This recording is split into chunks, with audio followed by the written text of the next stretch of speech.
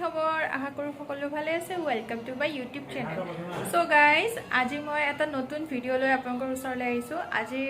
মোৰ বুক আছে Assamese look হয় আৰু লোকেশনটো হৈ গল ঢেকিয়াজুলিতে সো মই ৰেডি হৈ গৈছো তো আৰু যাব ওলাইছো আৰু সো বলক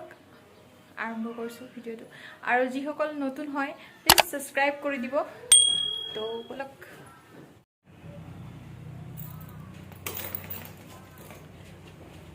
মই লোকেশন আহি পাই গলো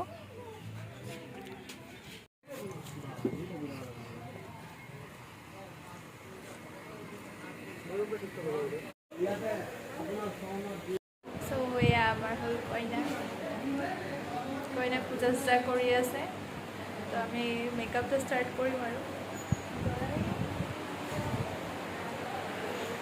সো বহি আছিলোঁ বুটমগু দিলে বুটমগু খাই লওঁ খাই ষ্টাৰ্ট কৰিম আৰু মোৰ ওচৰত দুগৰাকী আইতা আছিলে আইতা দুজনীক দেখি পিনে মোৰ আমাৰ আইতালৈ মনত পৰি গ'ল